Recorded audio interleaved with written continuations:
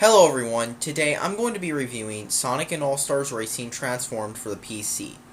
Now, this is yet another Sonic racing game. There was Sonic and All-Stars Racing, but that was just forgettable. All you had to do to win was drift, and you win.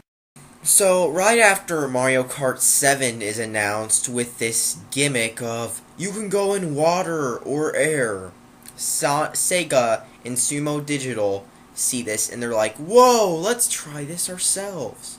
So they made Sonic and All-Stars Racing Transform. Now Mario Kart 7 wasn't that great, but at least the gimmicks didn't wreck the gameplay to the point like this does. You see, this game, the original was just a gimmicky Mario Kart clone that was forgettable and real easy to win. But this one, they took it to the next level. Just like how the main Sonic games have gimmicks that don't work, this takes a page from the main Sonic games and adds, wait for it, gimmicks that don't work.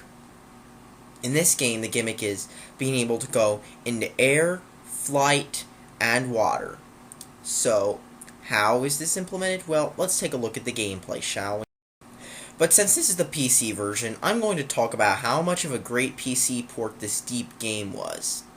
And by that, I mean terrible. Because after all, let's face it, it's pretty obvious at this point Sega still doesn't know how to make a good PC port, so let's see where they messed up this time.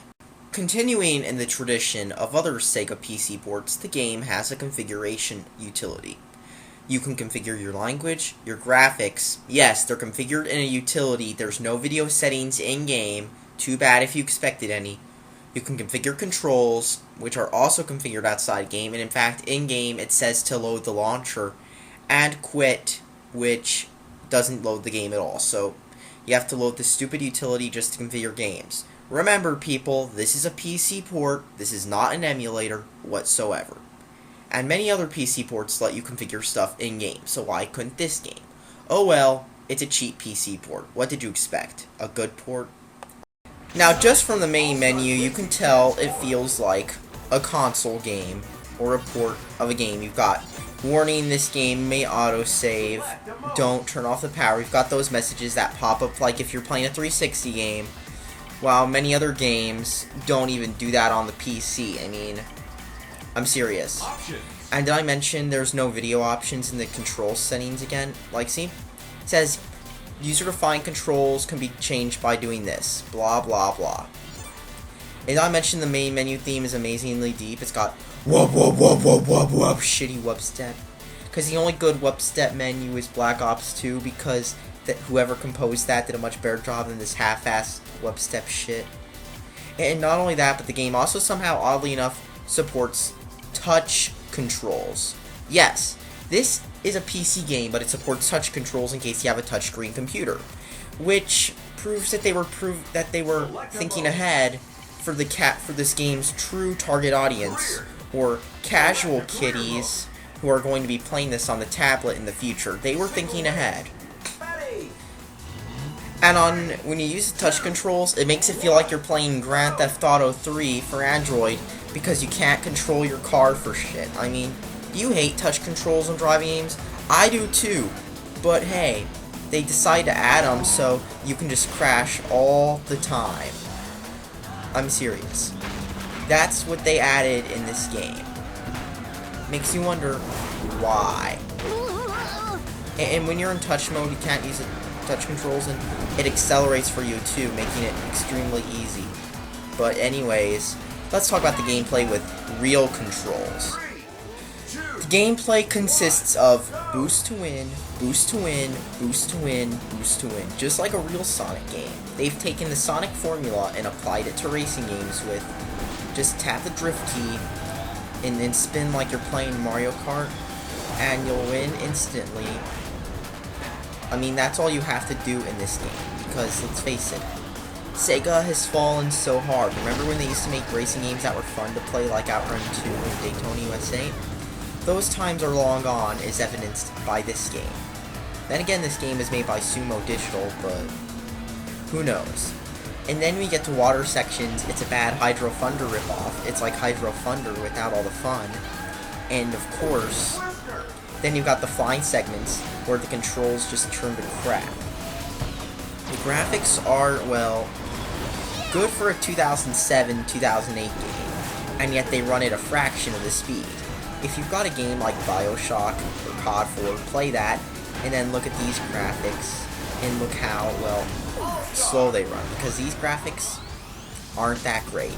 Can't tell if it's the visual style or technically, because I've played games that were made like a year before this that look a lot better and run better too. Like even if they're like less optimized, like Unreal Engine 3 games run better than this. Saints Row 3 runs better than this, and controls a lot better than this. Speaking of controls, the controls are terrible.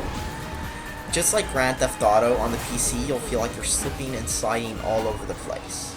I mean, Grand Theft Auto is not that great of a game, but you'll feel like you're slipping and sliding all over the place, especially when it transitions from car to boat. Then you'll really get messed up, because apparently they thought everyone would be able to steal their cool mechanic. And not mention the water doesn't look as good as, say, on even older games. But then again, I'm probably nitpicking and I'm a stupid complainer because I'm supposed to sheepishly eat up the games, but oh well. I'm not a Sonic fanboy anymore, so meh.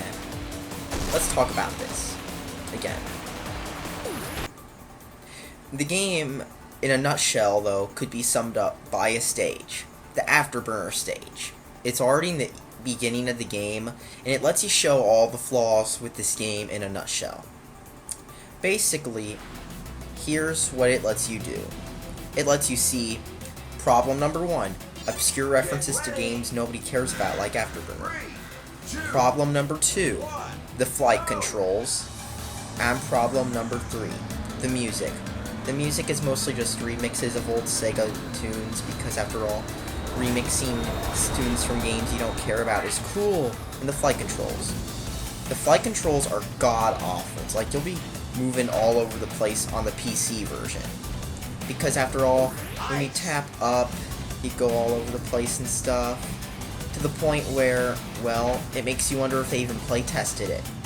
And it's obvious they play-tested it at least 5 minutes, because if you're having issues, it even pops up a message saying, would you like to enable a line in the way to sidestep the problem that our controls are terrible?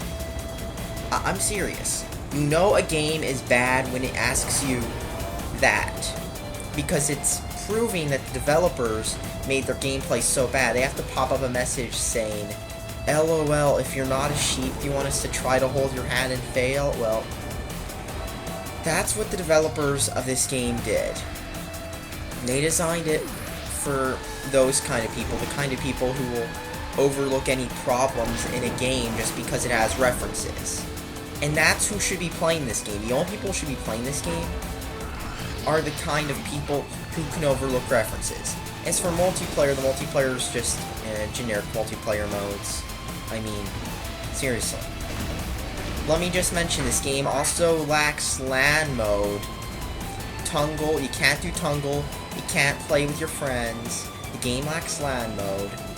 And it only uses matchmaking, because matchmaking is an amazing thing that always works. Just take a look at what happened with what happens when you have Sega games and they're always unpopular. It's never going to work with the matchmaking. So don't buy this game, because not only that, but it's a bare bones port. I mean, seriously, this is the textbook definition of bad bare bones port. Don't buy this game. Did I mention it's unoptimized? It's running like crap on the max settings, and yet it doesn't look that great unless you're one of those people who thinks anything looks great, in which case you'd perfectly be fine playing games from 2007. Possibly the best part about this game is the character roster. You've got Sonic, half his friends you don't care about, characters from Sega's Dreamcast era, along with other characters such as Wreck-It Ralph from that terrible movie only little kids care about, Team Fortress, you know, some of the TF2 characters from the #1 game among little kids, and of course, characters from games that the people from games where the target audiences wouldn't be playing them, such as a Football Manager character and a character from Shogun Total War. All this makes you wonder why.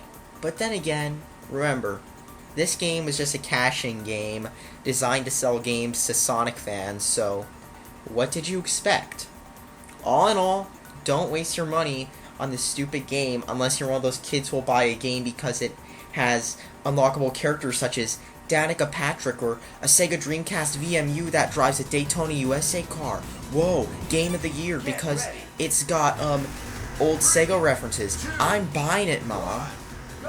All in all, it's just stupid. If you want references, why would you be playing a game? I mean, references don't make games good. Good gameplay does. This game doesn't have good gameplay. Maybe if they put effort into the gameplay instead of smashing 400 references to Daytona USA in it, it would actually be better. Thanks for watching. Subscribe for more.